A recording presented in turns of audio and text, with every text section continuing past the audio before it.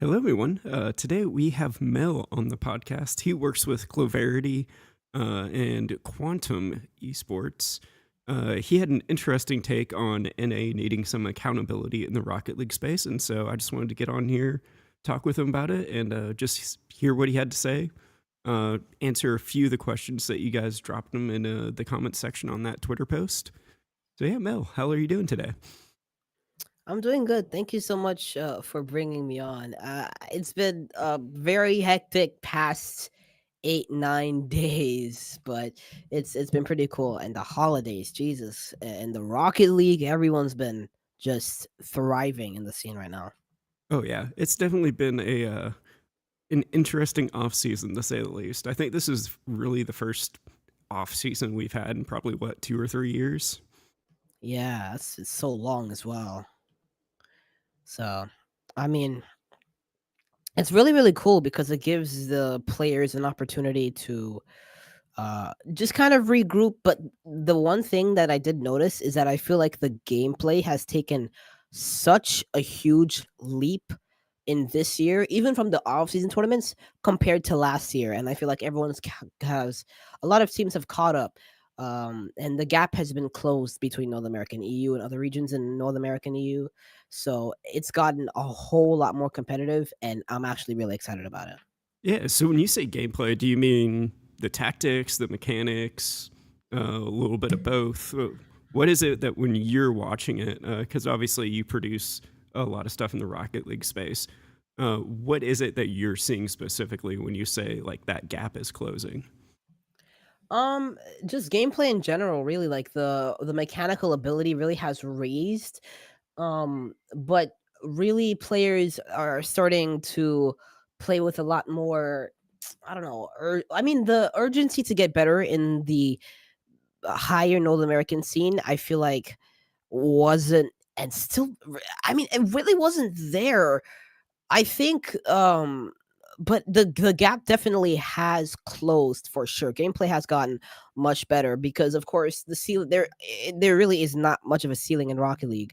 So the players just continue to get better together as a team. Scrims and tournaments, and even EU has looked really good. But players or people really haven't put a emphasis on what's been happening as well in the European side, but just looking at whatever is happening in North America and then judging the gap between North America and EU this off season just based on the North American tournaments. Yeah. So when you say that there is a gap between like the NA and EU thing, like what brought about that tweet? What are you seeing as somebody who works on the inside of that space that makes you want to say NA needs accountability? As look, just looking in at the scene, really, if we look and we see, first of all, from the community standpoint, um, there is no accountability taken in, at least for North America from the community standpoint, especially because everyone continues to give excuses for NA over and over and over and over again. And I'm really getting tired of it. And someone had to call it out because it it was starting to get to a point where Jesus, this is just mad because um first of all, the community's like, oh, G2 is going to be our savior or Gen G is going to be our savior. That's not exactly how that works. The players individually have to go in and put in the work. Not every player, of course, is like the mist and typical situation back on phase with Roldis, where it was like, oh, they're not playing the game or they don't have urgency to become better at the game. I feel like it's more about being able to uh, take urgency to address the issue, whatever issue may be at hand, to close that gap as quickly as possible because it has widened since season 8, um, which was the last time North America was at was ended up winning worlds, and then RLCSX happened. I don't know what happened in RLCSX. Then we came um fall major from RLCS 22 21 to 22, NRG BDS Grand Final. but EU dominated that tournament. You see the teams that they had. They had Endpoint, they had Dignitas, they had Semper, they had BDS on one side of the bracket. Then there were 4 NA teams on the other side of the bracket, or there were 3 NA teams. No, there were 2, and then there was a Mina and a EU team in Endpoint. So NA got to the grand finals, and all they had to do was beat a lackluster Endpoint and a Sandrock Gaming, really, in NRG that almost got reversed, swept by Sandrock Gaming. So that was really the start of where EU started to. We could see the gap in NA and EU starting to dominate, and then things just kind of took off from there. Of course, G2 won the Winter Major. The gap closed a little bit, but at the same time, you could see how good Queso was. BDS had a very bad 2 lands in the winter and the spring. Then they came and they won Worlds. The only really good NA team, uh, the entire 21-22 season, in international competition was G2, and I firmly believe that. And then going into the next season, we had a lot of different teams, and then Gen G came up. Gen G, oh, they won the LAN. That's great. Vatira's team and K Corp got knocked out by Moist, who made the grand final, lost with 4 seconds on the clock in game 6. Then it was like, all right, that's great. Go on to the winter. Gen G drops out of top 8. Something happens. Complexity makes top. No, did they make top 4? I think they made top 4. And then FaZe goes to the grand final. Carmine Corp wins. It felt like Carmine Corp just dominated the series above past game 2. It was their series. Then Zen. That is all that needs to be said. Then the rest is history. So, do you think it's more on the individual players? Do you think it's more on the culture and the way the people train? Do you think it's on coaches and the way they coach? Or what do you think from your experience dealing with players? What are like if you had to say there was 3 issues holding NA as a region back, what would you say they are? Everything that you just said, actually, because the only 3 things is going to be hard to name. But first of all, I want to be in. I'm going to be very interested. I want to see what Nick is going to be able to do. What you and Nick are going to be able to do for this M80 team, because you guys are going to bring in 2 EU players. Well, Nas is Moroccan, right? Yes. So you're going to bring in Nas was stationed in EU, right? Yeah, he's in Belgium. Wow. Oh my god, that's a beautiful place. So you're gonna bring in. Do we count us as an EU player? Well, he was an EU, so he got EU competition. I guess so he's technically EU, but he's also Well, from see, Morocco. So I mean, it's kind of yeah. similar to like a Drawley situation.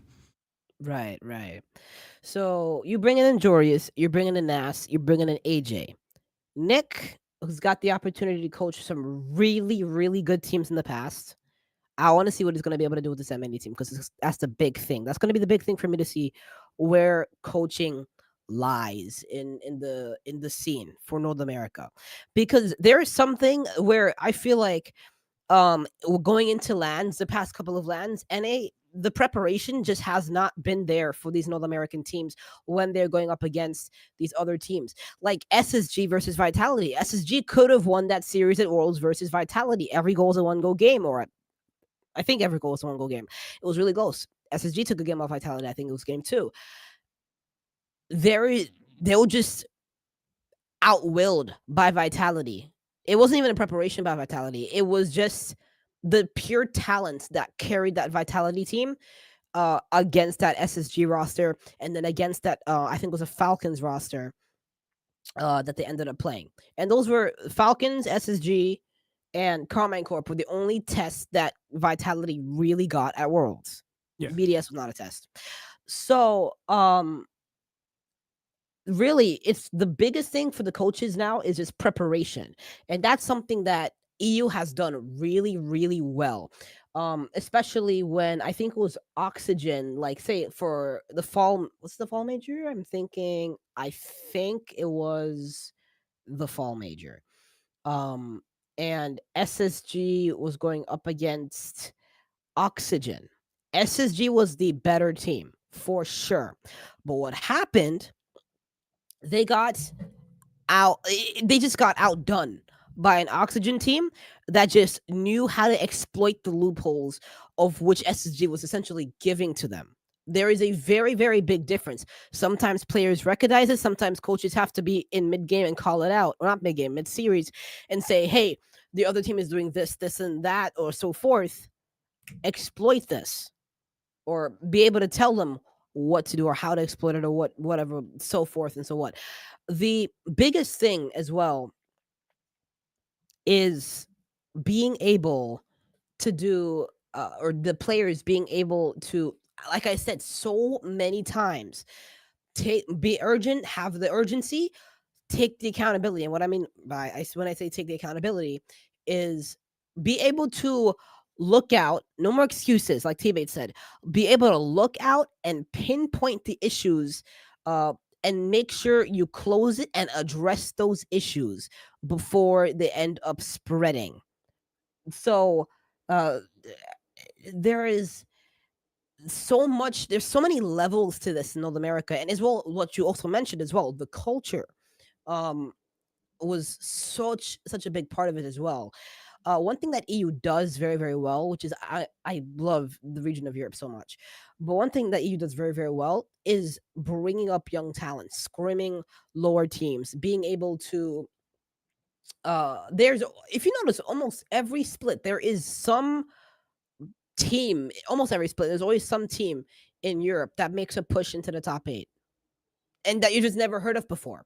And those EU teams are consistently able to rise themselves out of the bubble and into the main event, which is why I got to look at this sheet, which is why I feel like the maybe top what like the top 12 to top 24 in EU, maybe even top 8 to top 24 in EU is the most competitive, compared to, I feel like, every other region out there. It is very very well done, and there is so many different teams that that have the caliber and that are able to make runs into the main bracket. Yeah, I would 100% agree with that. EU definitely has more depth, and I do think a lot of that has to deal with like the culture.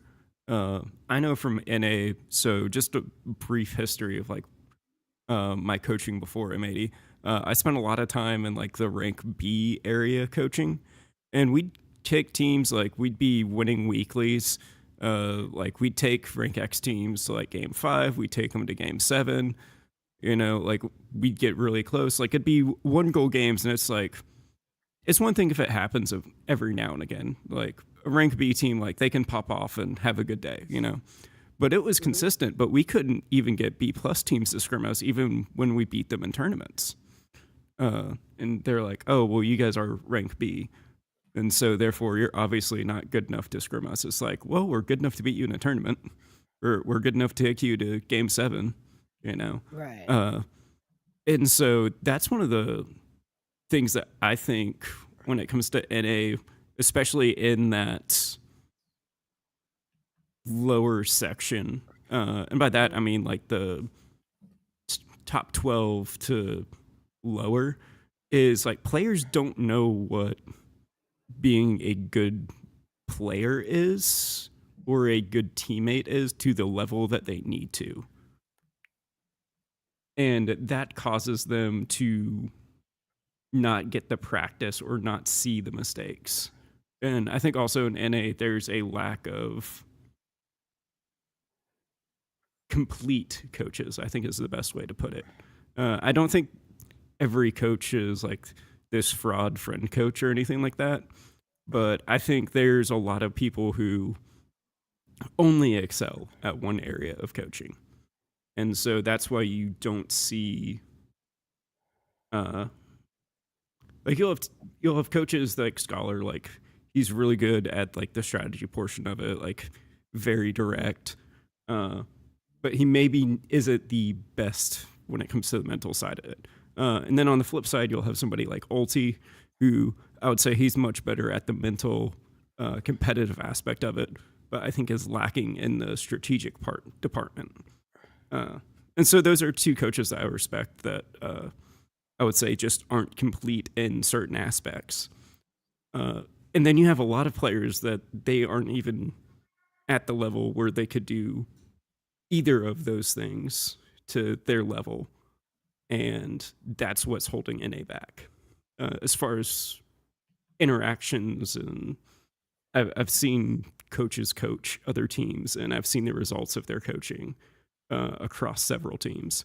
And like that's the thing that I'm seeing is there's not there's not enough qualified coaches. When you look at EU and you look at that bracket of teams that you said, like the 12 through 24, Right. they play a lot more like a team.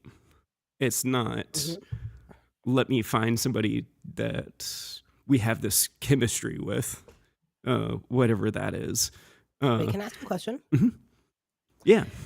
The time there was so many people. There's always been people that have always said, even Garrett or Roldes, that have always said that EU is knows how to play as a team, and they're so stuck up on playing solo. Do you think that is actually the truth, and do you think that actually plays a big part in why NA is where it is right now? If that's true. I would say yes. I mean, just hop into any pro stream, like when they're playing rank twos, and Hmm. like see how they play and see like their commentary and stuff like that. Like see how they put themselves in a good position for like a passing lane, or they put themselves in a good position for a team play. And not let me just try and triple flip reset past, you know, whoever's on the other team. And it's like, Right. so there's not that awareness of it. And I think that goes back to uh, this 6-man situation as well. With 6-mans being so inflated in the rank B, because of everybody stops playing three. Like you play threes until you hit rank B, and then you just stop playing competitive threes. Uh, as far as like ranked, and then now you've got a whole bunch of people that really shouldn't have ever gotten into rank B, and so now you have to adopt this play style of basically hard carry. Let me just out mech everybody in the lobby to get out of B and then into B plus. And then they're like, oh well, that worked to get me out of B plus. And it's very easy to watch a replay and go, I could have done something more mechanical here. If you're in that mindset, and that's what's gotten you basically to where you are today. And so it's very easy to be like, I just needed to hit this double tap more consistently. Versus, man, if I had rotated here, or if I had just left, my teammate could have come in and taken an open shot versus me trying to jump backwards and grab a flip reset musty double tap off the backboard with 45 boost. Right. You know?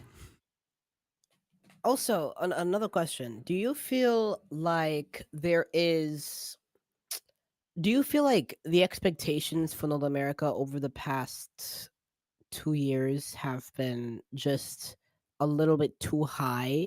I mean, do you think we've been expecting too much of North America out of the past maybe 1 or 2 years, or even this past couple of splits or going into next season? I don't think so. I think we have like the raw talent. I just don't think we have uh, the mentality or like coaching depth to really get there yet. I really think that's where EU, because they have so many pros and they're also much more team based. Like they think as a team. Like they're very soccer oriented. Uh, there's not as many people that play soccer that also play Rocket League. So there's not as much of that traditional sports aspect, I would say, in the NA scene. And I think that definitely hurts. Or if there is, it's typically across different sports. And so, like, the communication of, oh, well, I think we should do a pick and roll. And it's like, dude, I played football, not basketball. What do you mean by that? Yeah. You know? Or it's just like, Yeah. hey, I think we should, like, they're they're just trying to solo play the ball. So like, let's do this. It's like there's not a common language, and I think that's something else just from my talking with other coaches. Is there's not a unified language yet of let's run this. Like if I said run a crossing route in football, I saw that you Mhm. played Madden quite a bit. So it's very Yeah, clear yeah. what a crossing route is, and what it's for.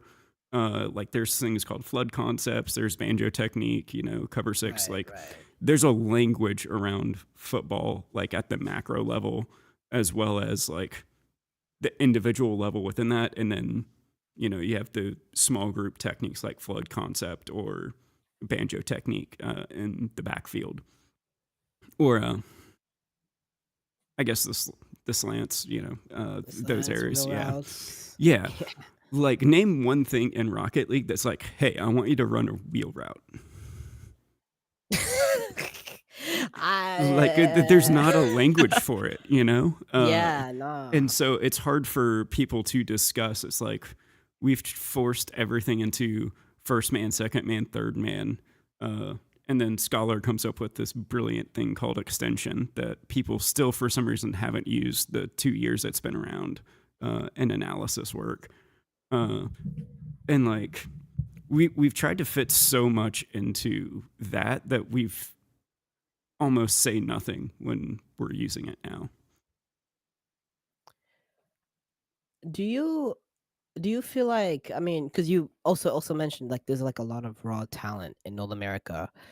Do you think that I, okay, this is a question that actually got brought up in my comments. It feels like a weird question to ask, but do you feel like if we had those coaches from Europe, do you think that there would be a very much of a difference in how talent is developed and how teams play in North America?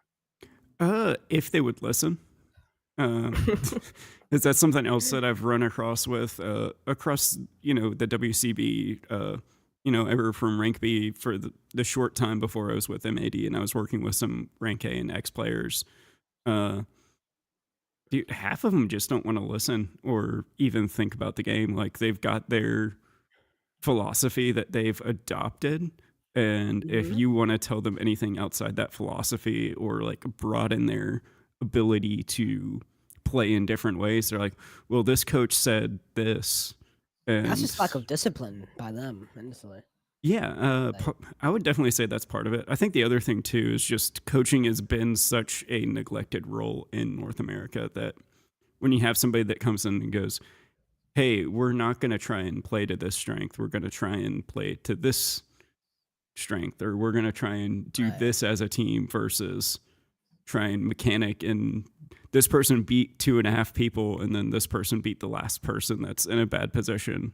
And like, that 1v3 Yeah. mentality and have somebody clean up, like that's the mentality of it because of how players rate players, because of how players judge players. Mhm. That's all players focus on. And so it's like this feedback loop of be able to 1v3 or don't get a chance.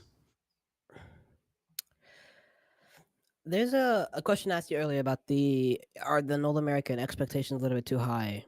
And you said that you don't think so. This is like there's like a lot of raw talent in North America.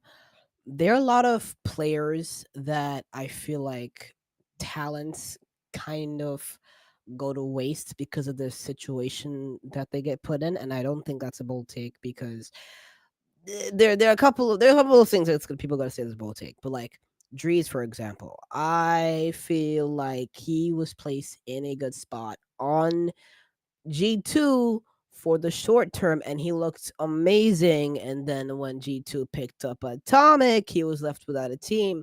And then it was like, oh shoot, who am I going to team up with? And then the best players at the time to team up with was who? Andy and Evo, I think, on Dignitas.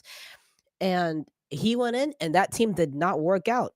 And they just kind of had to stick together because, well, they're not as well. Like you're gonna miss out opportunities to play in spring regionals because of an ego. Is that the problem? Is that the problem with America? Is it an ego? Is it a lack of urgency? Is it the lack to feel the lack of urgency to get better at this video game? Or was it the coach's problem where it's like, okay, I can't get these guys, I can't develop whatever play style I need to develop to get these guys on the top level. They went to the winter major. They got destroyed, absolutely destroyed. Was it a lack of preparation? So there's a lot of things that you can look at, and a lot of situations players' careers get put in where I feel like it really damages um, their future, for sure. Like Drees, his potential. I feel like he here's a take that I don't think could have been bold. I feel like he could be a better player. Who he could have been a better, had a bigger impact, or as big of an impact for a team than as Daniel when he was on the SSG roster. And it's just like Reeves was put in a really awkward position where it was like everybody felt, or not everyone, it felt like you just knew that right after this spring split, then Drees is not going to be with, um, what is it? Drees is With not going to be yeah, with G2. yeah, Oh, he was with Envy. That's right. He was with hmm Envy and Optic. That's right. He was yeah, with, what was it, like Mist or whoever? hmm That is a big thing. So there are a lot of players in North America, their careers either get shortened or kind of screwed over because they're not placed into the right situation. But that also comes to like the players picking themselves out of the bubble, which is something we talked about a couple of times. I think it was Ground Zero that talked about this, players pulling themselves out of the bubble. hmm It is not often that you see players will physically pull themselves from here to here yeah, out of the bubble. And that is, I feel like that could have been what the Hey Bro team did, but that happens so consistently in Europe. So it's like there is a big development gap between North America and Europe, and that is where I have one of my big problems with that. yeah. And I mean that's one of the things. Like as I mentioned, Scholar earlier. Like I know he's worked with Wavy in the past. I know he's worked with like the Hebrew roster in the past. Like he's one of those good coaches. And like that I think is like I think a clear difference there is Scholars also like brought people up consistently. Uh, like he's taken teams that shouldn't have won and gotten them to where they could be as a coach. Uh, and the thing is, there's not enough of them. And then there's also a lot of people that they want their friend to be the coach, or they coached a rank A team once and they performed like a rank A team in qualifiers and got top 32 and nothing more. And then they go, I coached a rank A team to top 32. It's like, no, you didn't. It's like you showed up and now you put that on your resume. Uh, you know what I mean? I'm sure probably at least 5 or 6 people that have said that and done that. It'd be like right Yeah. now if I was just like, man, I coached M80 to top 8. And it's just like, really? Like, all these players that have been top 8 draw. Nas has won, uh, what was it, Salt Mines 2 and 3.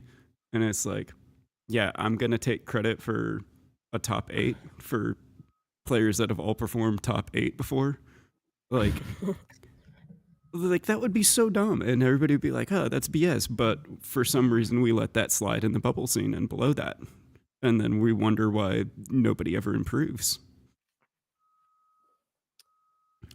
Yeah, I mean, even in the bubble scene right now, do you feel like there are a couple of teams in the bubble scene that you feel like are ready to that could get ready to take a dive into the top 16 of North America consistently besides for Hey Bro?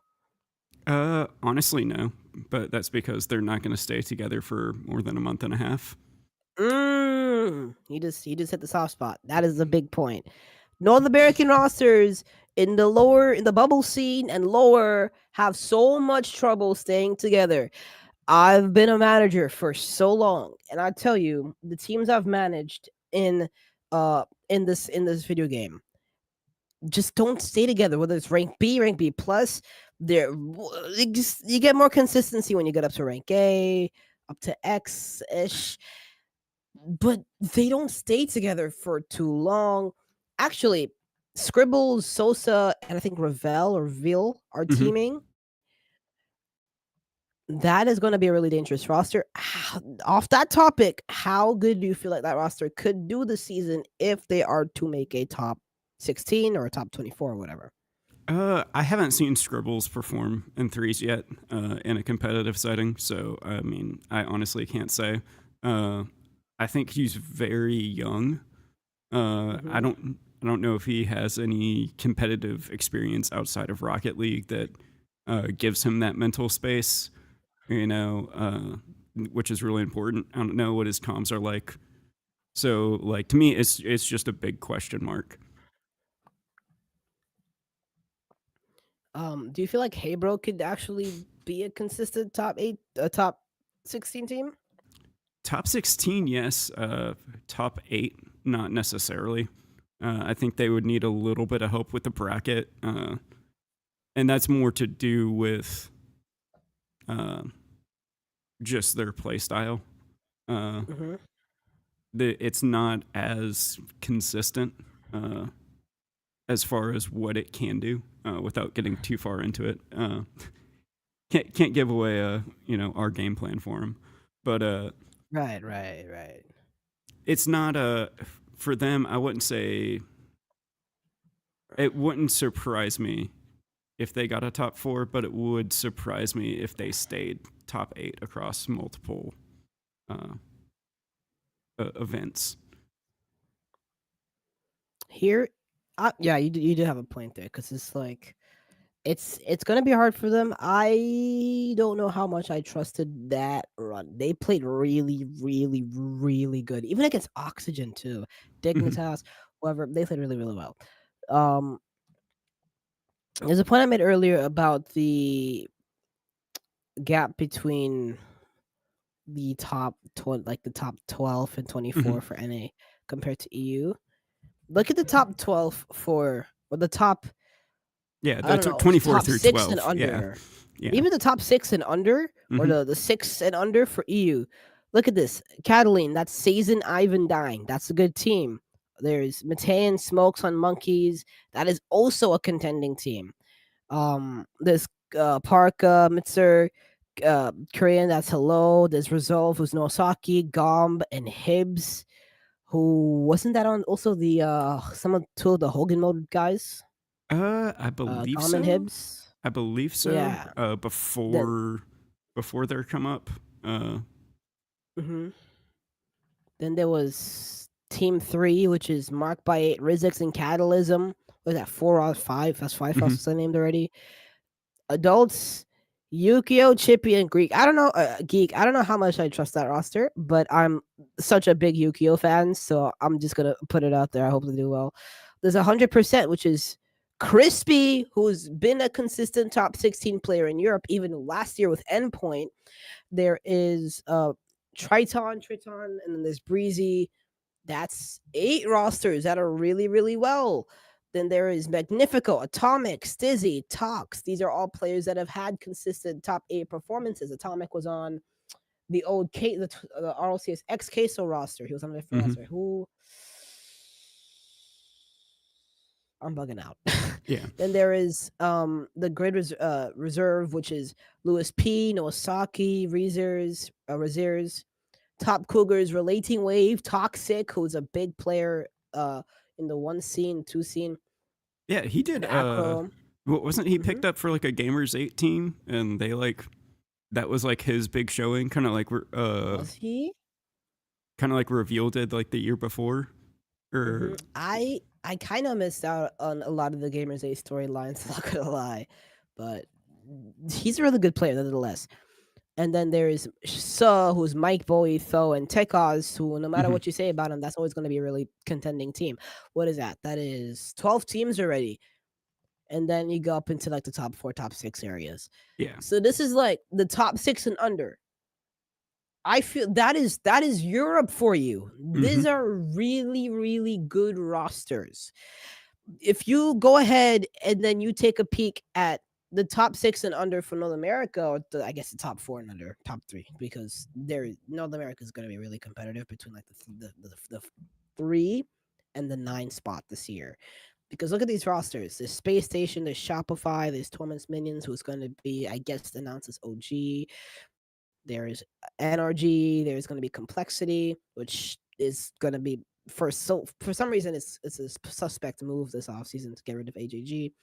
There is going to be Dignitas, M80, Luminosity, and then I think outside of that you're going to have the Muffin Men, the Boys, Hey Bro, Subcar Sukapartik. I don't know how to pronounce that name, but then there's Pirates on the Boat, Team Zealous, Cloverity.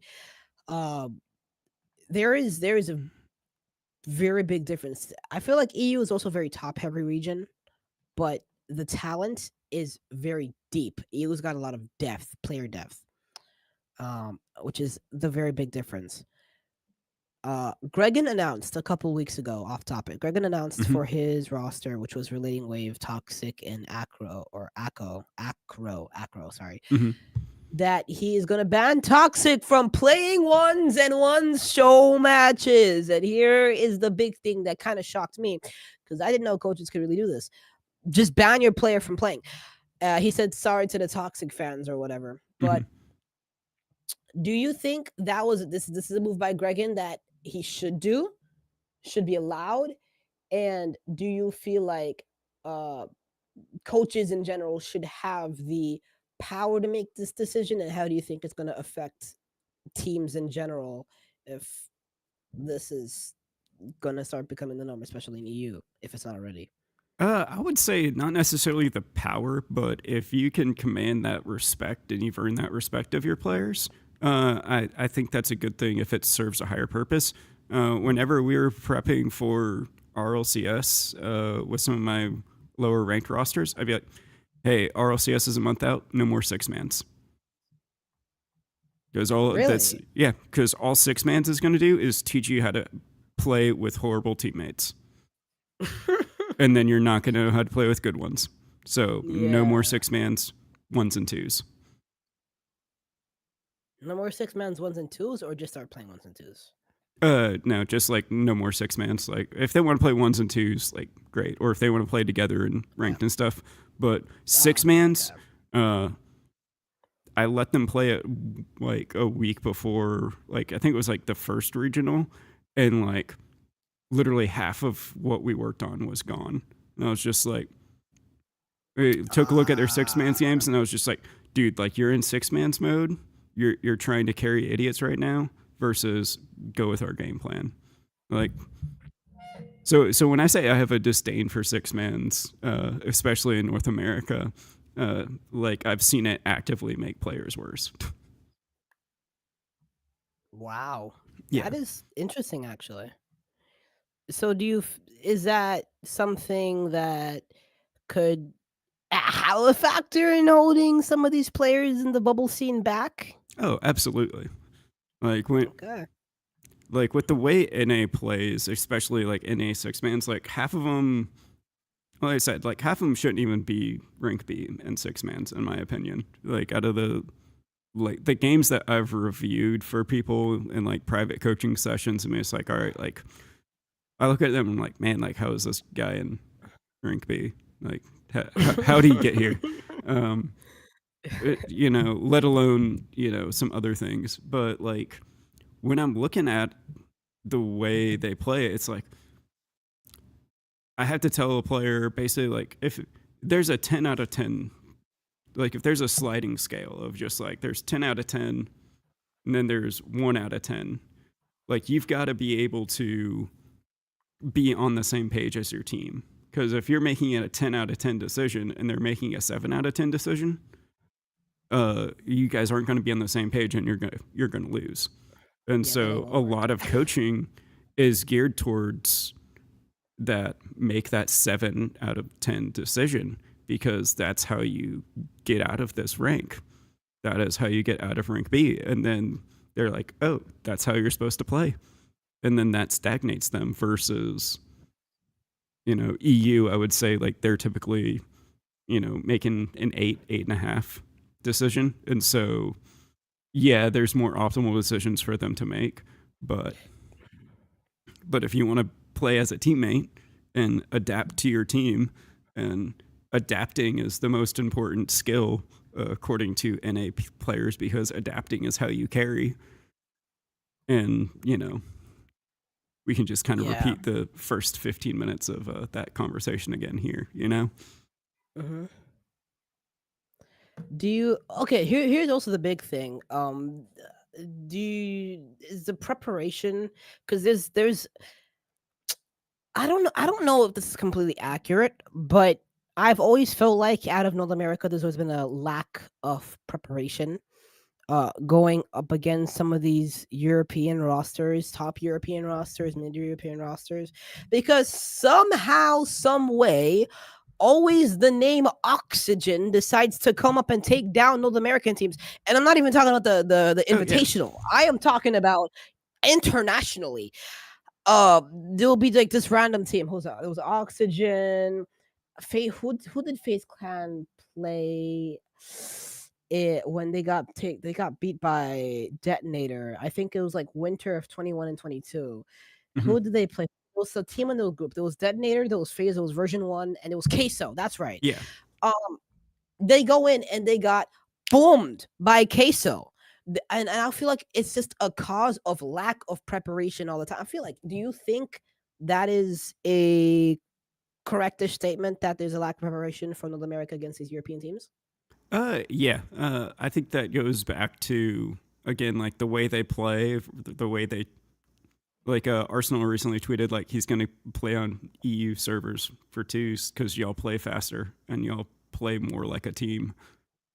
And like, so like their solo time practice as players is better. But also, again, it goes back to there's not really a language for coaches yet, or at least not in North America. And so, like, again, like there's nothing like, hey, run a wheel route. We're Right, doing a right. flood concept, like there's very limited language, and then there's also very limited, because there's limited language, like it's hard to talk about and it's hard to teach players stuff. And it's just like, oh, well, we're going to do this. And it's like, oh, well, this coach called it this. And then they take in 90% of what their new coach is telling them, but they keep 10% of what the old coach is telling them. Then it like holds them back. Even if not necessarily what the old coach is telling them is like necessarily wrong, it's just different from what the rest of the team's trying to do. Uh, like there can be parallel things that are both like 8 or 9 out of 10 decisions, but if they're just two separate things, then that's going to throw your team off. And so, just getting teams on the same page can be hard. Yeah, that's the biggest thing. And from your perspective as a coach, how does it look to be in this like environment when you're just intensity? How do you calm a roster down in like the heat of the moment if something is going wrong, and how do you try to get them back on track? I mean, that's where if you have preparation, and that's one of the things like that we've been working on this off season is having multiple things that we can do. And so Hmm. it's like, hey, we've practiced how to do this. So that way, when this situation comes up, we don't have to stress about it because we know that we're going to have an answer for it, that consistently works. And so when you have that pressure or that you have that thing that you have to change, like the more preparation you have, the less you have to worry, the less you're going to get in those situations. And then like if you do get in your head a little bit, that's something that Nick is incredible at. He's great at getting their heads back in the game. That's really cool. That's really something I want to see. I am not gonna lie. I am rating this M80 team kind of high for this season, especially because just the names as well. That you're gonna be surrounded by. Jorius is coming in, and this is something that Ground Zero said actually as well. I was on his stream a couple days ago, Yeah, and he he's actually said in the chat right Jory. now. Yeah, yeah. Jeezy, he's a guy, bro. He's a great guy. Yeah. Something that he said was, I think it was Jorius he has so much unfilled potential that he felt, I don't know if he felt like he wasn't in the right position when he was with those rosters that he was on before with Dignitas, and who else was like Oxygen, who was he with? Hmm. Dignitas. There were a couple rosters he was with, and he just it felt like there was something out of him. He's always been a very solid player, but it just never worked out. And people are skeptical about the M80 roster, but I want to see a lot out of this roster because it is a very good looking roster. And it is a roster that I feel like can go internationally and do some really good damage because they have I think at this point AJ is a veteran. He's made two world championship top fours, one in season 7 and one in 21-22 season. Hmm. And then you have Jorius, who's got so much experience. Both of them, all this entire team has got it's just mechanically gifted. Talking about it makes me just so excited actually. I'm not trying to get my hopes up for nothing, but this is a really, really good team around all parts. I'm not gonna ask because yeah, I know you was the Yeah. assistant coach. So I'm not gonna ask you Yeah. about all tips and tactics and everything. But I mean, uh, there are gonna be times and there are gonna be places where people are gonna be saying, where okay, these players are so good that they can individually play a role, like just be a role player for their team, individually. Like I need an example here. Who's a they're players that were really just strict role players for their teams in Like past common seasons. version 1. Like common version 1, that's a great example. So it's like players can be role players, or whatever tactics that you and Nick are going to be able to put together for this roster, right?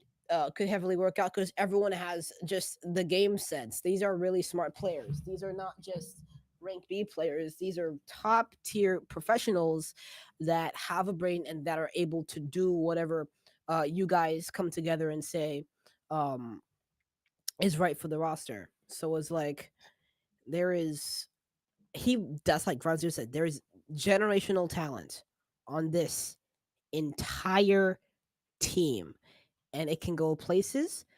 The biggest question is, how is Nas going to be able to play come this season? And that's what people are skeptical about, besides for the roster combination. Yeah. So I actually live by a train. I don't know if you guys are about to hear it, but I'm going to say it's the hype train coming through, if you guys do hear it in the background. Uh, but no, I would say like that's like what everybody's asking. Here it is. I don't know if you guys can hear it now. I can hear it. I can hear that. That's cool. Perfectly timed. Perfectly timed, you know? uh, but no, it's carrying all of the copium for NA. That's what it's doing right now. Uh, but no, that's like the big thing that everybody's asking. It's his first time on a team like this. But the big thing is we've really focused on enabling our players and getting them on the same page. And I think the other thing is the players didn't pick up their friends. Nick designed this roster. Really? Yeah. Wow. Okay, that's cool. Like it's we're taking much more of a top-down approach, a more traditional sports approach of okay, here's what we've got. This is what we're trying to do. Here's what we're gonna learn. Like it's much more top-down. It looks much more like a traditional sports setup, uh, and so that's where we're not worried about are they going to have the chemistry. It's can you know what to do here. It's like you know what to do here and you know what it does for your team. and so therefore they can do it. Versus, man, he's a little aggressive as second man. Like, can you be less aggressive as second man? Cool. Mhm. What does that mean?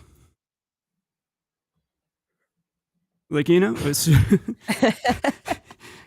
you know what I mean? Yeah, Like, yeah, yeah.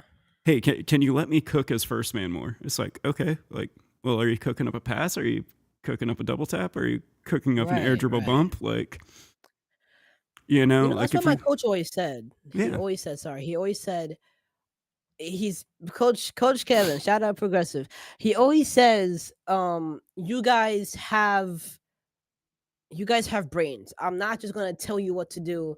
You guys are on the field. You see the field. Now it is your choice. You go ahead and make the decision, but make sure it is the right decision. Where does it put your team? Where does it put your teammates by making this pass, by doing this? What is happening on the field for your team? Is it positive or negative? Whatever, so and so. You guys have brains. Deal with it, figure it out, but be able because you're gonna come with tactics, you're gonna come in with whatever. But in the moment, you're not gonna always have your coach in the moment, mid game, to say, "Hey, do this, do that." You guys should have the brain enough to do it yourself, which is what I love with this roster is that these guys are super experienced and they're all super smart. yeah. And the other thing too is, why are you having to figure something out on the field? What you should do? Hmm. Like, why? Like why? Yeah, like if you've got a coach, Hmm. why is there a situation that you're coming across that you don't know exactly what you should be doing? Yeah, that's true. I mean, it's all about just being able to execute the game plan and just playing Yeah, in the moment. That's always what my coach says. Just yeah, playing in the moment. but for that you have to have like a game plan too, and it's like that's Right. where That's true. again a lot of players just they rely on that mythical chemistry, and either they have it that day or they don't. Versus, I do. There definitely is room for some flexibility, like on the field. Like you're never going to be like, oh, packs it to this exact pixel, and you need to be on this pixel at this momentum and angle. Like, there has to be some on the field decision making. I think clearly, but as far as like in general, it's just like, hey, like in this situation, like we should already know what we're gonna do. Yeah, that's true. Um so you guys game planning. So I know every team kind of does it differently, but for the preparation standpoint for the people that are always wondering, what would say generalize, not like individually for you guys, but Yeah. generalize, what would preparation look like on land going up against say a I don't know, like a top tier MENA team or a top tier EU team? I mean, I keep talking about how like there needs to be like a standardized language. Hmm. Just a little bit of history. I've been working with Nick since February, uh, when he was finishing up his stint at Dignitas and then helping Falcons at Worlds. So Hmm. we've been working and we've been. I've basically already had a language, and it's been, I feel more of like an offensive coordinator role, uh, and so Ah, okay, okay. like, well, we have developed this language, getting players to understand it and think in this, and like, them slowly adopting it. Like, it makes it easier for communications and stuff like that. It's like, hey, like here we should run a wheel route, so to speak. Hmm. So like that's where our preparation is. It's very easy to go, hey, they operate out of this base. You know what I mean? Hmm. It's like this is a team that runs an RPO offense, Right. or this team like they run the Wildcat. There's language in football. That's where most of my background comes from, as far as like the tactics and stuff. That and hockey. Um, and so like you can look at like the Patriots team, like they ran the air raid offense for a while. Hmm. You look at like Nick Saban, like they're famous for like the cover six. like defense and the banjo technique. And so it's like, okay, well, now we've got to do this. So this is what they do. There's a language for it. And so now when we're facing these international teams, if there's a surprise team that pops up, we can at least go, okay, here's a base idea that this is what they like to do. Because I know. So now you're. You're coaching the F80 roster, which is like pretty cool. I've said that like 20 Yeah. times, but um, from just an analyst standpoint, do you feel like, because we talked about this earlier, especially in North America, and the depth or the lack thereof sometimes in lower North America, do you feel like their players kind of like what's the name, Drees or Aqua, that generational talents that you feel like never got to their ceiling or having the career that you were expecting, like maybe Archie or Joe or Gyro or T Corel or Aqua or some of the sort? I think there's definitely some. I wouldn't say that there's any like specifically right now. The difficulty is again like they play like NA players, and that's half the problem. It's like that's where it's very difficult to be like, yeah, like this player's got so much potential. It's like there's a lot of them that have a lot of great potential that have the mechanics, but because that infrastructure and that mentality shift hasn't happened in NA as a whole, that's what I'm seeing hold NA back. And I've been saying this for like the past 2 years, so like this is nothing new for me. Like it's like this is how I've exploited. I don't know if you saw the video I sent you uh, The Dragon beforehand. one? Yeah, the one I where I saw was the video. responding to it. Yeah, I saw some of it. Yeah, like how does a champ one, a champ two, and a GC one take a game off a rank A team and keep the other game to kickoff goals in a Mm, weekly, being coached by a peak diamond two, mm. and it's not an NA Are you talking mentality about the problem. Renegades roster? No, I'm talking about the roster that got me into the bubble scene, like coaching in the Yeah, bubble scene. You yeah. know, like No, that's true. Yeah, no. like that's where I bring that game up partially as a meme, but the partially is just like that's how far behind the NA meta was as a team that a properly set up champ team was doing was keeping pace with a rank A team. Hmm. Like that's how far behind NA has been. Now everybody's starting to catch up now, uh, Right. but and I would say I was a little bit ahead of my time as far as like the tactics go. Uh, so Jinji came in kind of the next year, and that's where I made my video that caught Nick's attention, and us started working together. Uh, Ah, okay, So, because okay. Genji basically took the strategy that I was using, or I'm not going to say they took it from me. I think they're smart enough that they kind of figured this out on their own too. Yeah, But they yeah. took that same concept that I was using, uh, that had that success, and then they just did it to all of NA at the professional level, and obviously they all had mechanics, so they could do more. But yeah, uh, like I've been saying for a while, like the tactic side and the mentality side has been very underdeveloped, especially in NA. And Well, so, do you? Because you're right. Because there's a lot of raw talent, just like you said, in North America. Is there like is there like an actual big barrier that these bubble teams can't break into North America? Like what is holding some of these bubble teams back? Is it that the top teams don't scrim with the lower teams? Is it tactics? Is it play style? Or is it just lack of discipline, not going and taking accountability, not looking at the addressing whatever issues that are being had in the bubble scene compared to the top of North America, just like I was saying from North America to EU.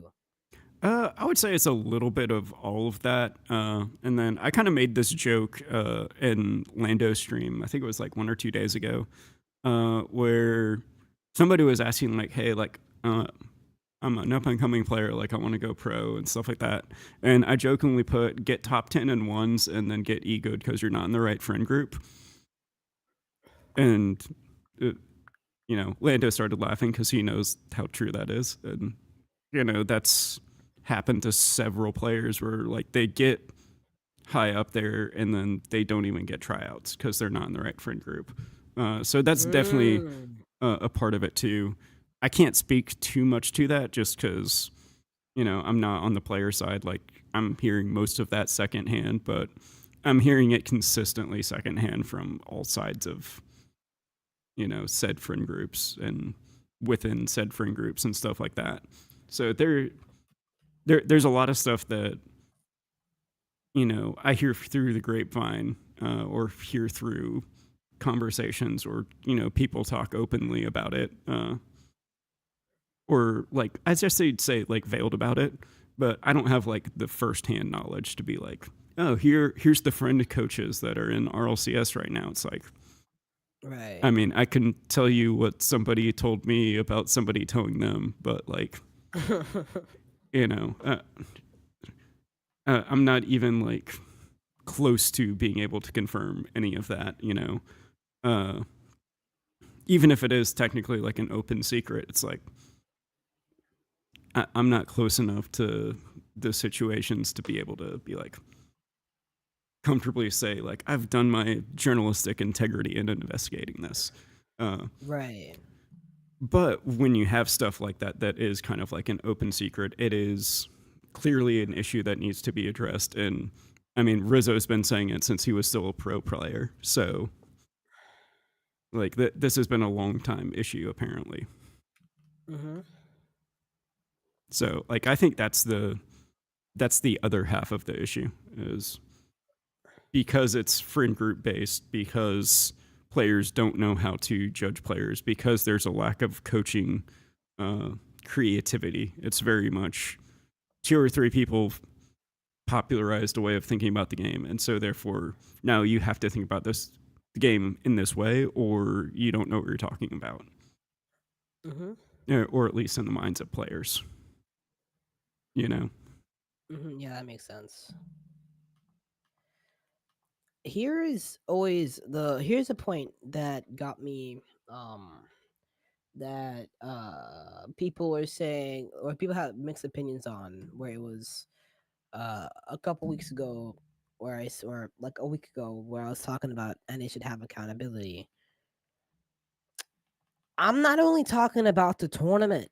Then that's something Oh that yeah. people didn't really realize. I'm talking about the past 2 years as a whole and the on and off that it has been for North America since then. And I think it was who? I think it was Danger Talker that brought up a point where NA won two lands, international lands over the past couple of years, and then EU won four. I'm like, okay. Hmm. Oh no, it was what? It was like they won two and EU won six. It was some number like that. And I'm like, okay, guys, this like okay, NA is still up in there. And I'm like, okay, The for top of our NA is still up there. expectations, yeah, If for you sure. But for our expectations, are we really gonna say, okay, we're let's be proud of ourselves for winning two lands and then one of them just being basically an import team to begin with. mm-hmm. So that is a big thing, and that's the biggest problem. I mean, it's either we have our expectations too high, or NA just is not doing something right, because this was not a problem 4 years ago. This was the NRG was at the top of North America, but even then there was a gap. Like, well, there was like Vitality, Dignitas. There was a team with Chaussette and Juicy and whoever. I forgot the name of that team back in season 8 that was going in as a number one seed, then bombed out. Hmm. um, And then who was in NA? There was NRG, there was SSG, there was there was the Pioneers who Hmm. never really had too much of a chance of doing much in that in Worlds. E United wasn't doing anything. Sorry, Road is, and then there was someone else that just wasn't up in there as well. So it was like there was NRG, and then there was SSG, and then there was kind of everyone else in that land. But look who Vitality had, or look who EU had. They had Vitality. They had who was it? They had Vitality. They had Dignitas. Really, they just had all of these teams that were really in contention, and that same cycle has continued to move on. Reciprocity, thank you, Kenyon. That Hmm. has always gone on and on and on and on. Um, so do we are our expectations too high? Or no, I already asked that question, and then and then I said that to NA. Have some accountability, address the issues. Fans, communities, coaches, players, stop making excuses and address the issue. Go at it. However, in whatever way you can, something's got to change because there is a big problem in the community. There's been a big problem in North America the past couple of years compared to EU. Danger Taco. Are we going to be proud? Are we? I understand. I love. We won two lands, one of which with two EU players. But this is the entire thing that North America has been on the past couple of uh, months, really, over the past year and a half, 2 years. Is that okay? We won. We won two lands. EU dominated us on the other ones, but we're going to put the emphasis on we won one land, but EU just won three in a row. Hmm. That does not make sense to me. It really doesn't. And people continue to make excuses. I thought the opinion I had was pretty clear cut and obvious, but apparently it wasn't. And I'm overreacting. I'm not overreacting only because of the tournament. It's because it's been the same cycle over and over and over and over and over again. And then here I am talking to Zenya on my stream, and he's saying, "Oh yeah, I'm overreacting." I'm like, okay, maybe it's a little bit of an overreaction. EU right now is still better than North America, whether if North America comes in and wins the first major or not. EU still has super team after super team after super team. Well, two, I guess. And then there's BDS, and then there's that Seiko Itachi Ducey roster. I forgot what the name is. There are a lot of good teams in Europe. It is very top heavy. There is like the top three, and then there's the rest in Europe. I understand that, but that top three continues to win and dominate North America. And we're making excuse after excuse after excuse. That is my problem. Something's got to change. Something's got to give. Yeah, I mean that's the whole thing. We've kind of I think we hit the nail on the head on a lot of the different things, uh, as far as what's going on in the scene. Why there's not as much development of players that we can like. We see a lot of promising talent that never gets fulfilled. I think the other thing is like we're so focused on results versus like the process. Like there's very little. Like I would say the Optic roster last season. Like they made a lot of progress when they brought in Kevpert. Like you saw them consistently get higher and higher in placements. Like you saw them become more and more of a team. And it's like, well, there's a process there. And it's like you see them constantly improving as a team. Uh, and that's not something that you saw from any other NA team, really. Like outside of G2, but that's because G2 is already like top three, top four, and they stay there. Like they Mm-hmm. stay consistently at the top. And so it's very hard for them to, you know, I'm not gonna say it's hard for them to improve, but as far as like results wise, like there's not much gap left for them to go to other than just being completely dominant. And that's next to impossible to undo. Uh, But if you look at like all the other teams, like you never saw any team really making consistent progress in climbing. That's something else. Like with the SSG roster when Sad Junior came in, uh, I was very skeptical of him at first, just because I was just like, okay, another pro player coming back as a coach. Uh, but then you look at the results that he had, and you look at how the team played. Uh, like against who'd they play first round in the playoffs at Worlds? SSG, they played BDS. BDS. I think it was either game one or game two that they won. But Hmm. I was watching it and I was just like, dude, they look like a team. And then like the next three games, like they didn't quite look as a team. But as a coach, I'm like, I see what he's doing there. I see where he's getting Hmm. them. And like we need more people like that are getting teams to play like teams. And like if you go Hmm. back and watch the series, I think like it's a very clear difference between they were playing as a team and they were on the same page versus I don't know if like pressure got to them or whatever. Like there's 100 different factors. They could have just been like, okay, like we barely won that first game. Like we need to play riskier. Like that could have been something that was said. I don't know, but Hmm.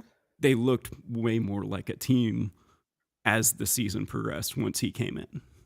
And as a coach, like that was something that I noticed. I was just like, all right, like I've seen what they've played like before. I know the markers of uh, what a good coach is going to do. I know what I'm looking at, and they're starting to do it more consistently. There wasn't very many teams outside of SSG and Optic. Uh, like there wasn't any team that made that progress. G2 just got better at being G2, and they've been a great team for a long time. So you're not going to see that much change in them, other than necessarily like mechanical consistency. They had their game plan figured out, and they were just getting better at executing it. But most of the other teams, it didn't look like they had a game plan coming in. They were playing basically ranked with comms with teammates they trusted, Hmm. is what it looked like from the outside coming in.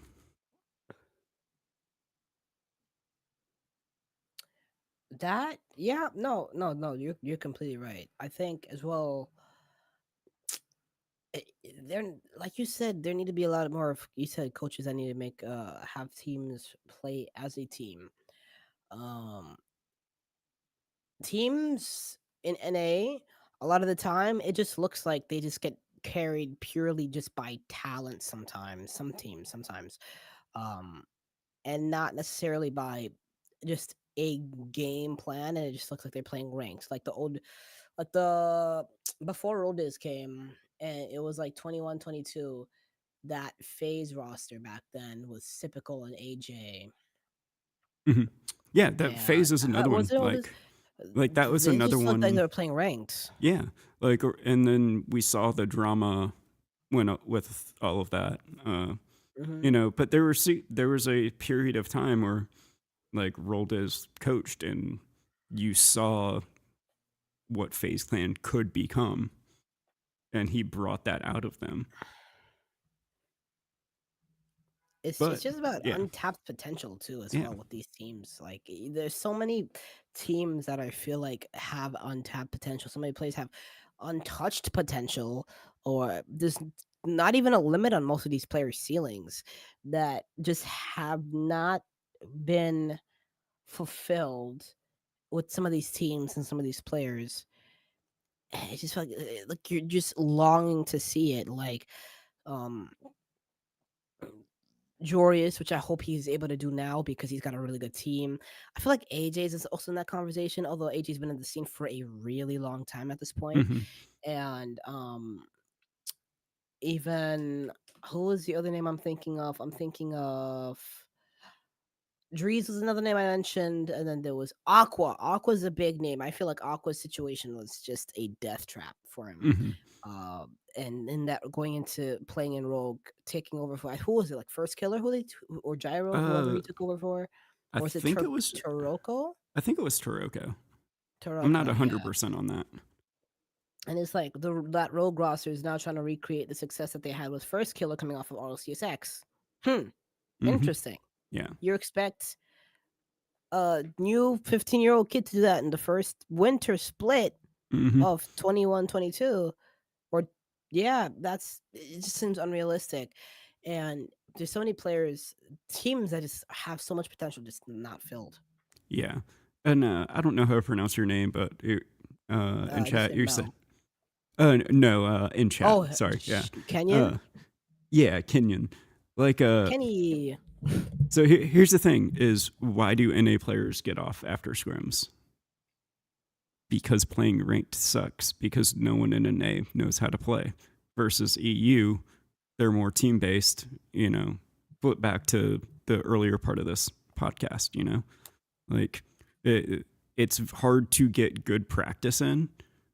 And just like I banned my players from playing six mans because it was so bad for them.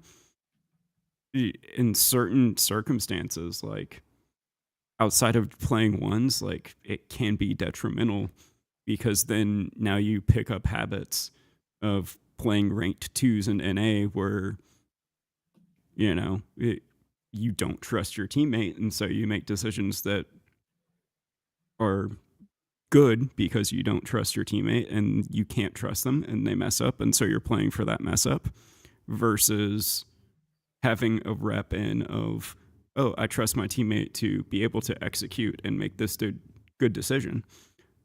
And so now you've built that bad habit, and then now you've got to come back and break that bad habit for the first two games in scrims.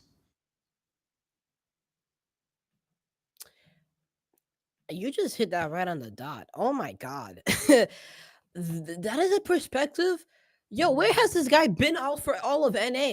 Like, these are his perspectives that I have not been hearing in such a long time, and points I've not been hearing ever. Really. Because here is also the big thing with North America. That also comes like what you're saying about the players just don't want to play ranked, or they can't, or whatever. That's also the big thing when it comes to North America.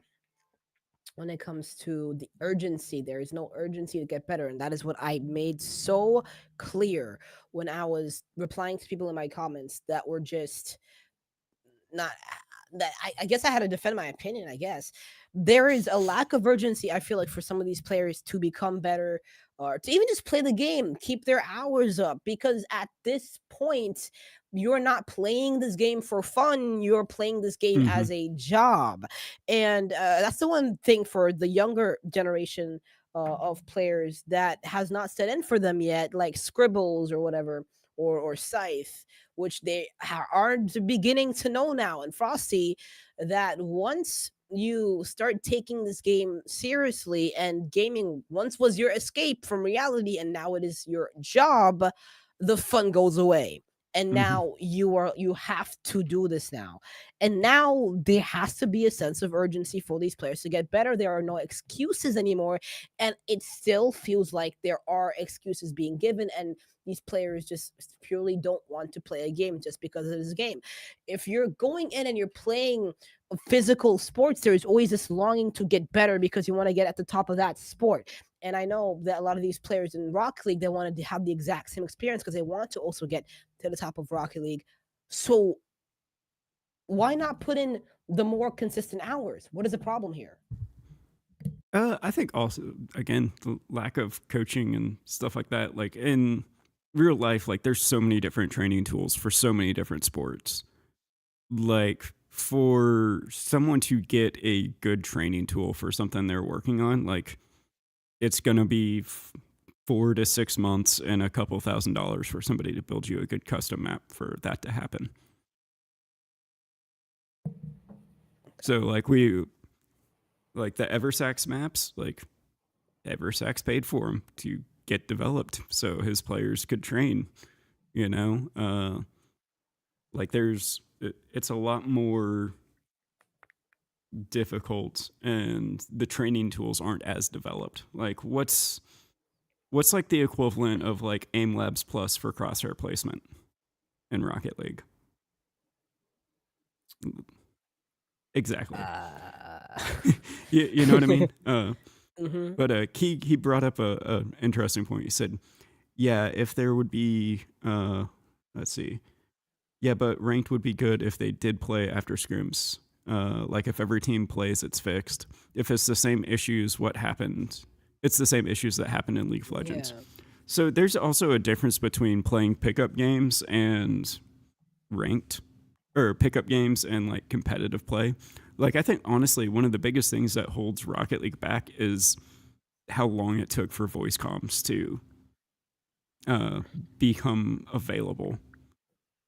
Hmm. Like, yeah, like I don't expect everybody to be hard calming and stuff like that, but why is rank B six mans, maybe rank C six mans, the first time anyone starts to learn how to use a mic?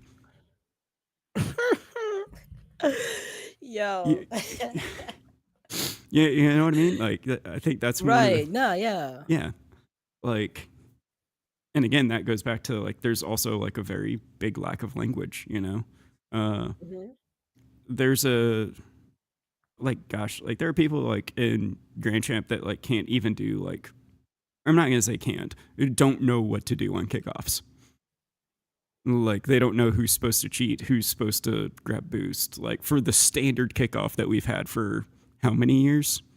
Where they just like actively choose not to do it because they saw a pro team send both players in a set play. You know, it's kind of like if you go in Valorant and it's just like, hey, let's execute A site. It's like, cool. Everybody's gonna like guess at what they're doing. Like Jet's gonna dash in and stuff like this. It's like, Sky, why didn't you pop flash or flash your bird right above my smoke that I throw in a spot that's not normal? And KO, why didn't you throw this knife here? Like Omen, why is this not just one way smoked? It's like, dude, like you're playing ranked.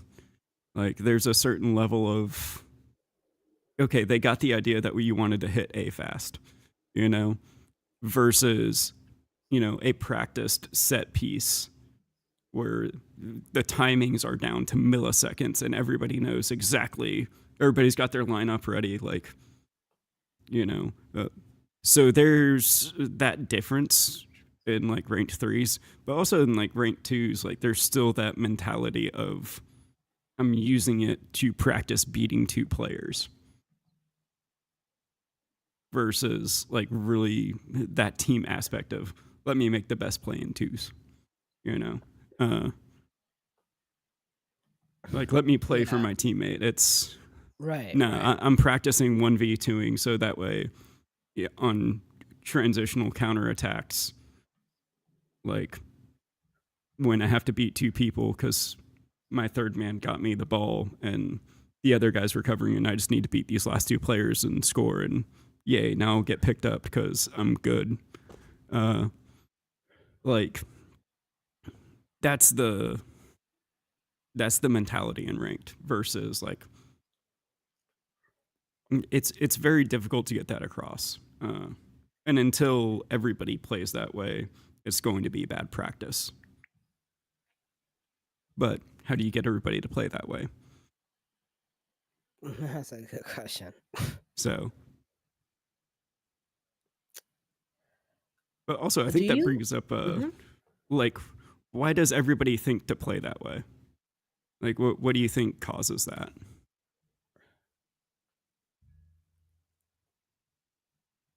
Hmm. Like I've put out my one of my theories, but like what's your like thought process as like somebody who's coming up and like learning to play twos or learning to play threes or wants to get good, like what do you think causes them to think that way?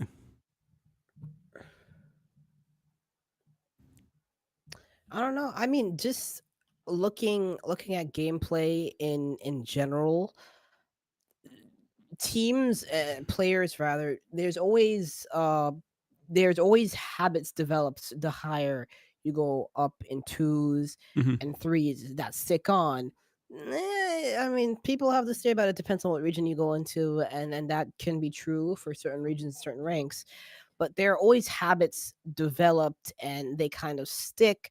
And it's also to the point you made earlier, and then I complimented and said it was always a discipline issue with the players and they don't want to listen to coaches.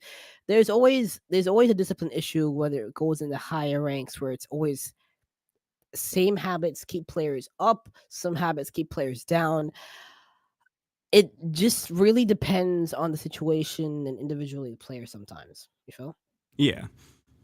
I think the big thing is like there's just not a good feedback loop for and there's not like a good thought process for like most people like when they're doing Hmm. replay review. Like I know like if you took like the average rank B player and put them in a like hey, let's review one of your games from your perspective or let's just review it. It's like they're going to be like, "Okay, I was on the ball here. Oh, I should have made this touch instead of this touch." And then they get off the ball and they're like, wait till they come around. They're like, okay, like I left here, I grabbed boost, or oh, I missed this pad. Like 90% of it's going to be what mechanical mistakes did I make. Hmm. Like that's the mindset versus okay, how could I have set up my team? Like they think so short time framed that they can't think about what does this affect not only here and now, but in this 6-man series, what am I conditioning my opponent to do? What habits am I having that may be exploited? Right. Like, there's not a long term view of, okay, I'm doing this. And, like, one's to a certain degree teaches you, like, okay, like, noticing habits. There could be good habits that can still be exploited just because they're habits. Uh, but they don't take that mindset into threes and be just like, what am I doing or what are these people doing?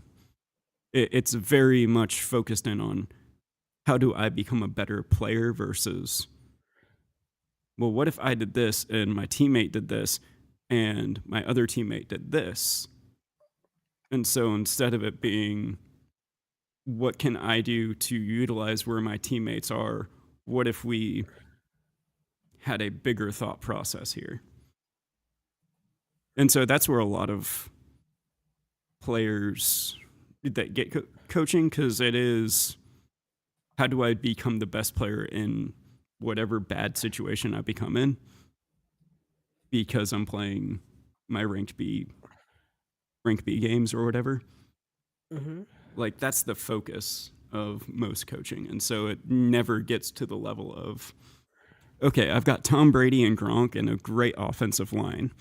Now I've got Hmm. Julian Edelman out back and like all right, now we have a good team. It's like how are we going to execute now? You know, Right.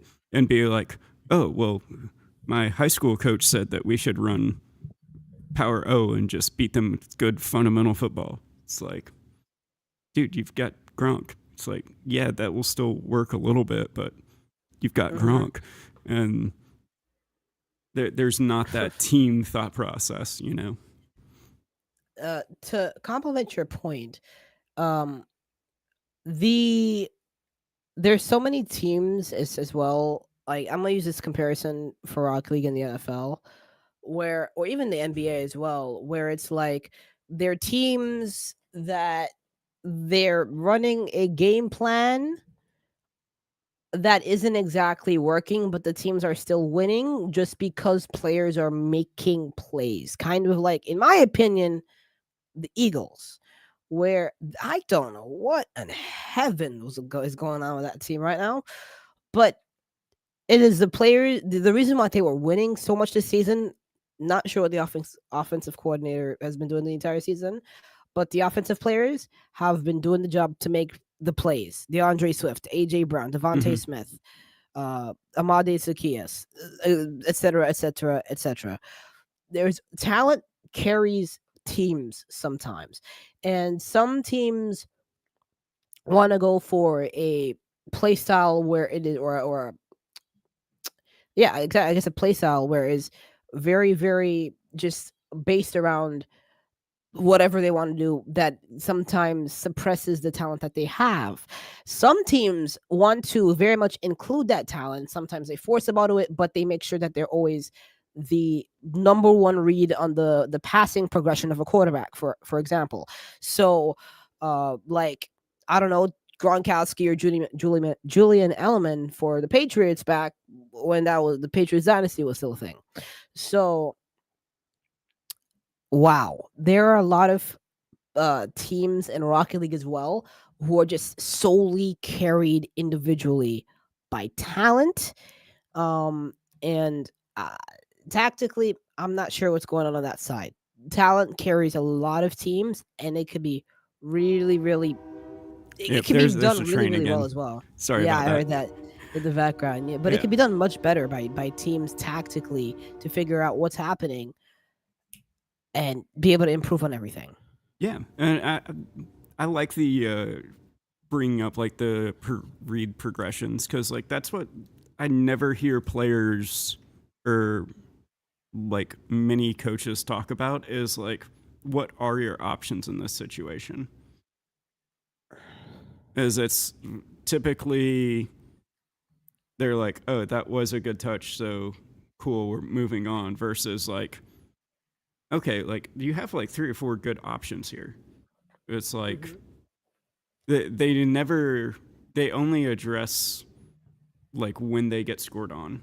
And so, which is another thing, like if teams are beat out, like let's say a team gets 18 quality shooting chances and another team gets 4 quality shooting chances, but the team that got 18 quality shooting chances only puts in 2 of them because they're bad players.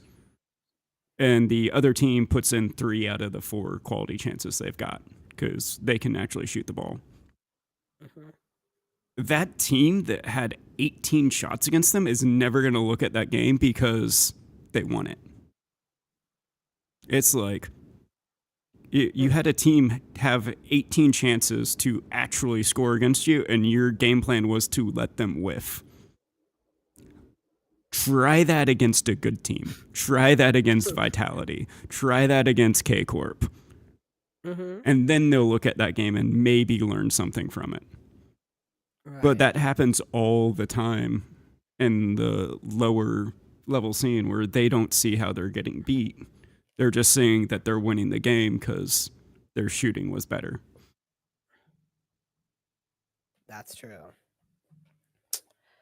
And as well, like what do you feel like is NA compared to EU? EU's got some players, really talented players that can play on both sides of the ball, Mm-hmm. on offense, on defense, off the ball, uh, just three-way players. And NA has that on the top, in the middle. Sure, they have that. EU's got some defensive giants up there. Like you look at Mm-hmm. Vatira, you look at Rise, you look at even Zen, Alpha, some of the players up there as well. Maybe even could put Seiko into that Mm-hmm. conversation, a Chronic. Um, do you feel like uh because even EU they know how to generate that defense into attack Mm-hmm. and be able to counterattack off of it and score goals because their conversion rate's so high because they just know how to play the game at such a high level against other teams. And that's something I feel like NA's always lacked. Not exactly uh, always going from defense onto attack, but being able to convert the chances that they get, but be also able to be very strong on defense.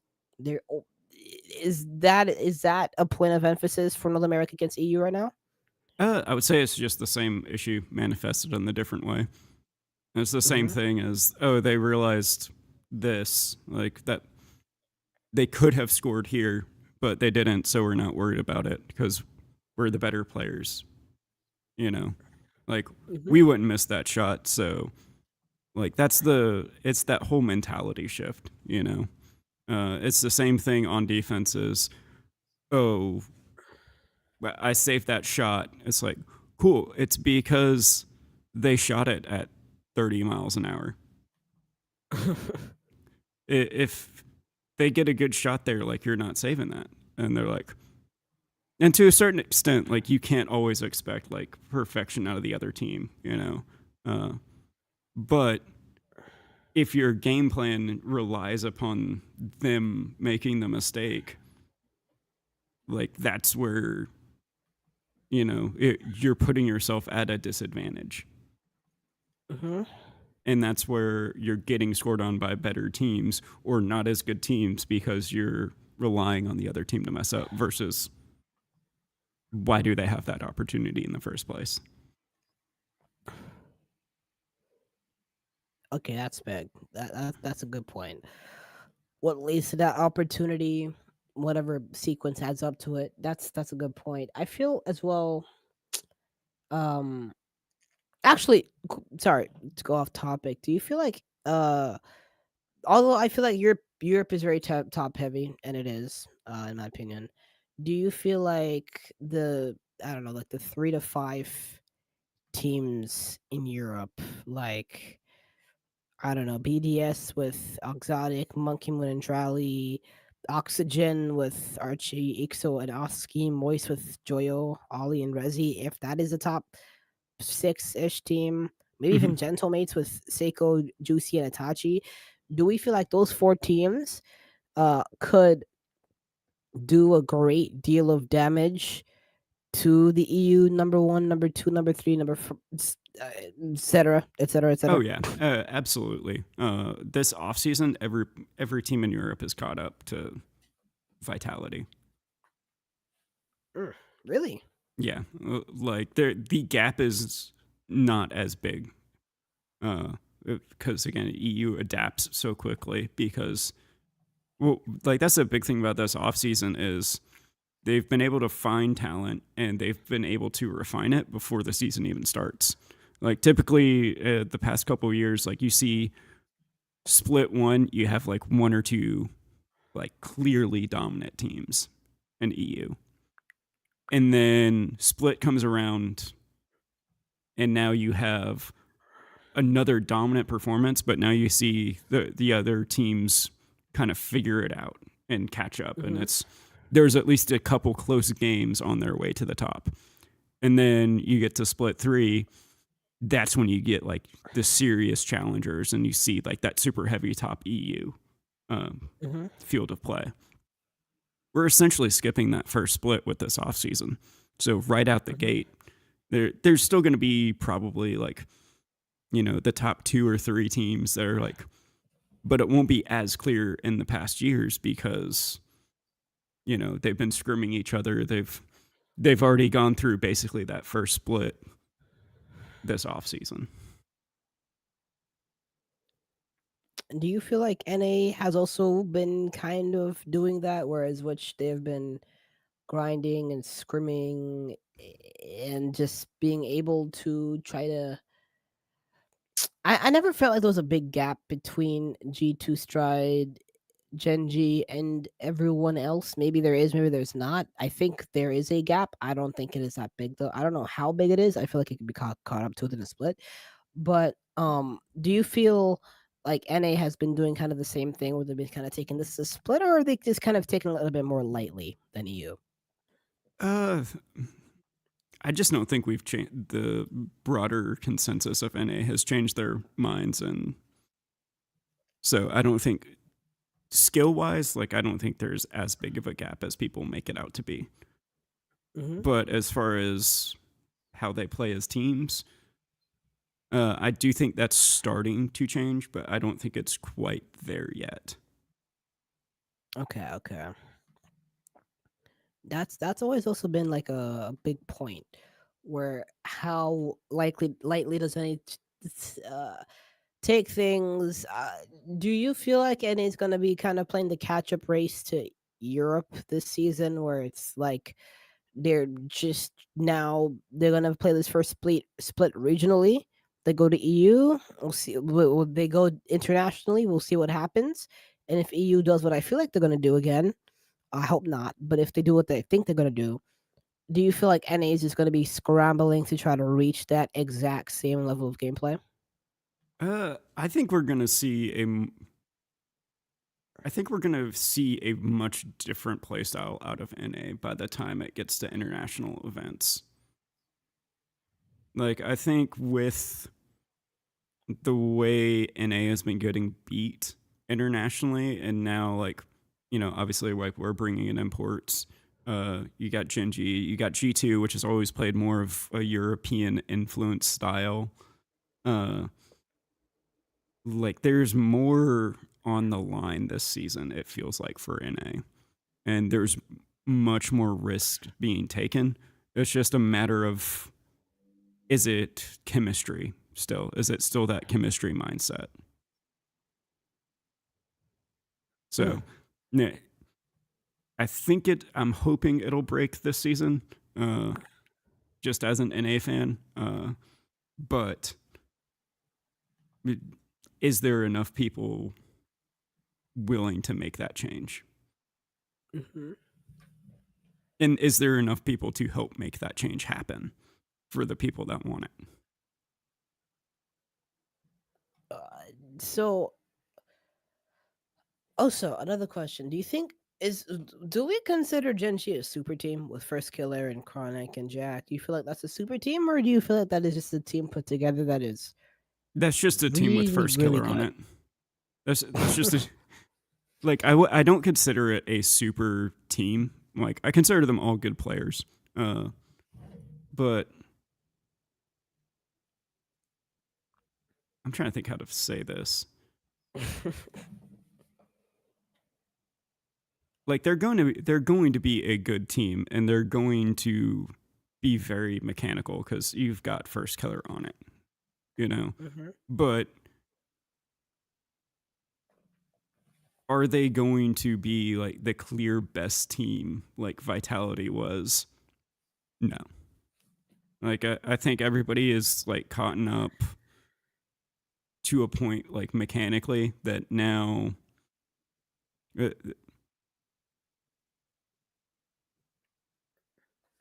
trying to think, how do I put this without like giving away too much? Like that's Yo.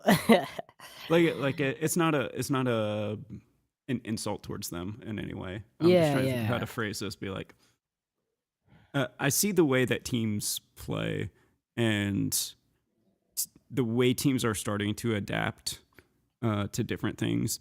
And I think this is going to be probably the most creative tactically year out of Rocket League that we've seen, because I think teams are finally starting to implement things that they weren't in the past.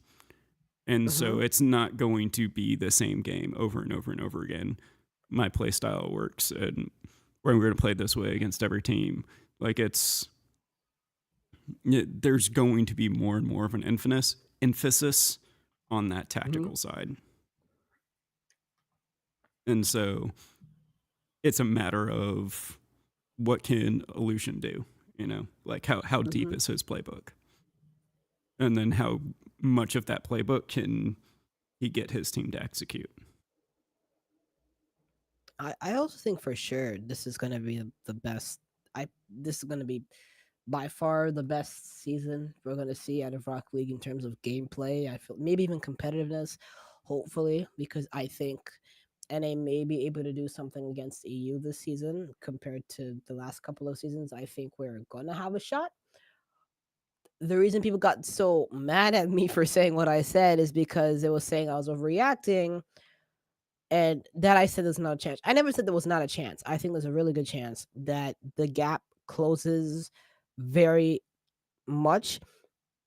And just like you said, this is going to be a very tactically creative year for really all his teams, especially in North America. And I cannot wait to see what happens. And I feel like, and it does really, I've got a lot of hope, but not a lot of expectation for North America this season, because there is still a lot of things that need to happen. There's still a lot of things that need to change.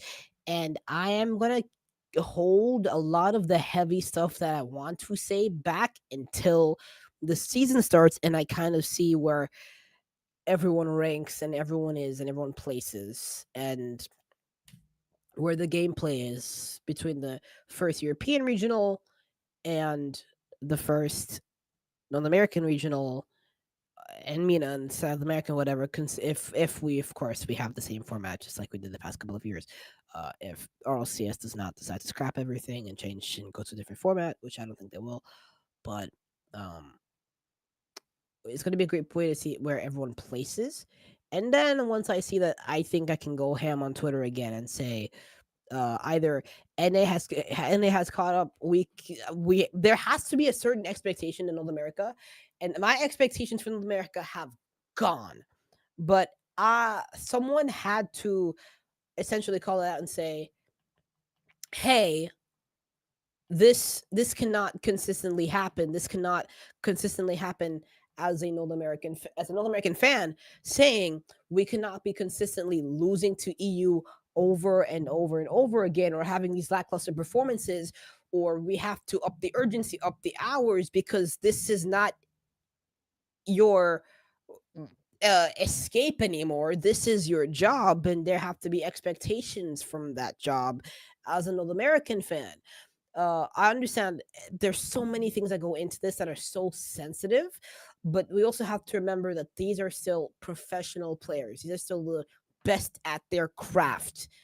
And whether it revolves around the coaches, the analysts, or the players, or the managers themselves, there has to be a level of expectation and there has to be a point of emphasis and there has to be issues that have to be addressed.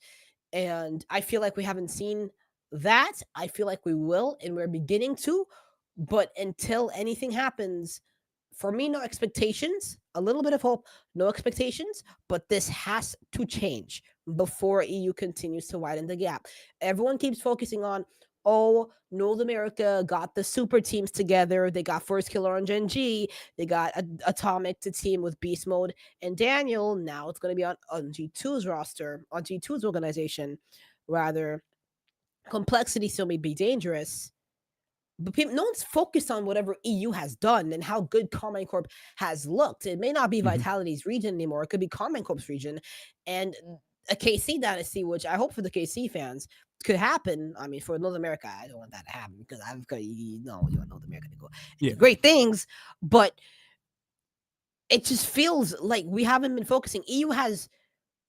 While North America has regrouped, EU has gathered, developed, and restructured. So So you're saying Carmine Corp looks really good. yes. What do you think caused that? I mean, I think there's a really clear answer to that. Who did they pick up? Yeah, look, they came in and they picked up some of. First thing, the EU's got some of the best players in the world over there, and also No, I'm not talking about players. obviously, I'm not but talking about the player. Like, who's their they coach picked up now? Farah. Look at him, X Vitality. Why did that happen? I don't know. It looked like he saw projects that could be really, really successful, and he just kind of went for it. Yeah. Look at that team, Vatira, Atau, and Rise. Who wouldn't want to go ahead and coach that team? Yeah. And build something around that. And that's a big, big thing for Europe. And look how good they look. Yeah. Like, we're already seeing like the impact. Like, okay, let me prove that I had something to do with this. Like, that's essentially what Farah is doing. He's like, yes, Zen was great, but watch me do it again without him. That's what I'm imagining Farah's doing. It's like, I don't know if he is or not. It could have just been Casey dropped the bag and it was too good to pass up. But you're already seeing his impact. I mean, you saw what Farah did with Vitality. Who is not going to offer that man a bag? This guy's, I'm for sure. That guy, Carmine Corp is a rich organization. That guy's getting paid bank for sure. Oh, absolutely. But now with the money. Now here's a big thing that I feel like a lot of esports teams in general, and even Rocket League teams, take for granted, is that, my brother, you are getting paid the bank. Now you have to deliver to expectation. That is the biggest Hmm. thing in sports, where it's like you see these teams and these players get paid so much money and then have these such lackluster performances. For instance, Deshaun Watson, Russell Wilson, Kyler Murray for the NFL, Hmm. just for a couple of names to throw that out there. We never really see the money that esports players or Rocket League players are getting paid, but you can assume for the big organizations and the big players and the good players that they're getting paid a lot of money, especially the coaches. Well, yeah, the coaches as well, getting paid a decent amount of money, a really good amount of money, probably the highest he's earned in his entire career, especially for KC. Now, if you cannot deliver as those players or as those coaches that are getting paid these huge extensions or these huge contracts, is it ain't gonna happen. Like Yeah. you're gonna get cut. So I mean, not immediately, but after the season, because of course these players have long contracts, and if you invest so much on a big deal, you want to make sure you get the most out of that deal before you just give up on the project. But either way, it's like there's a big level of expectation that comes with the lights, with the money, with the Hmm. names, and Farah has entered that now. And I feel like even in NA, when players are getting paid these big contracts, it just doesn't happen. Like it calms down. But now, can you rise under the light? Can you rise with this expectation? I think they will be able to. I think it'll be great this season. Yeah. So you're saying that professionals need professionalism. Amen to that. Yeah. Yes. Yeah. So yeah. Awesome. Well, hey, thanks for hopping on. I think we hit a lot of good points. Again, I kind of shied away from more the pro side of things. Just obviously, there's a conflict of interest there for me. But about like the Mhm, bubble and things coming up, the 16 and below. Just mhm, my experience there and dealing with players and other people in that space. Uh, that's where most of my stuff was talking about, and I think that mhm, to a certain extent that's a trickle down from the pro scene to a certain extent. I think that's pros need to set the standard. I think AJ does a really good job. Like he's streaming, he's putting in work every day. Uh, that's something that we don't see from a lot of players. mhm, Like Nas streams some. He'll no mic stream, like, but he's still putting in that professional work, and that's something mhm, that we need to see from basically. I think all players need to realize like where their value comes from, mhm. and they need to fulfill that and be worth the money that they're asking, or those salaries are going to go down. Right. Right.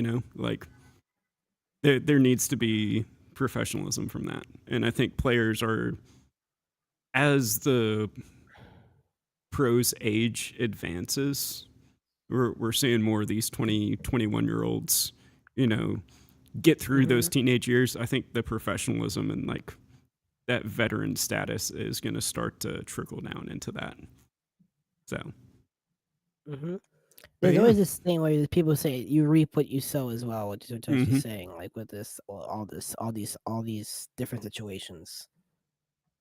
Yeah, I'd say that's perfect. Like you've got to invest in stuff. Uh, People are investing in you, and you've got to take what they've invested in you, which is basically paying you to give you the time to perform and to practice. Uh, Mhm, and I think we're starting to see that a little more. I think with this EU-NA battle, I think this past season has been the wake up call for NA. And I think, or I really hope, like this year, NA does make a comeback, and it's not I think Corelli did a video on it recently. Where it was like a 24% win rate against EU in the last event before Worlds or something like that. But Jesus. yeah. So I'll have to bring him on sometime. Oh yeah, I'd love to see that. But yeah, is there anything that you want to say? Any other last words for NA other than get good? I say that joking. Get good, please. I'll let I him say it cannot for take me. this. Listen, I'm a North American fan. I am not a European fan. I need you guys to get this straight. North America. I am a fan. I'm a caster. I'm an analyst, but I love to look at the game from a fan perspective. And it hurts me so much when we cannot go internationally and perform, take accountability, address the issue, start acting like professionals, just like JC Hammer said. I literally just said in more words than I should have. Professionals need to have professionalism. Win. Please find a way. Find a way. This is coming from a 15-year-old kid. Find a way to win, please. Thank you. That's all. Yeah. Well, hey, thanks for coming on. I think that's a great way to end it. Follow him. Put his Twitter in the description. Thank you guys for hanging out. You guys had some great questions in chat. Let's keep this debate going, and let's keep it civil in the chat as well. Thanks for coming out. It's been On the Bubble podcast. I hope you guys enjoyed it. We've got some fun guests coming up. We have Jen from Respawn Entertainment coming out next week to talk about game development. So definitely come back and check that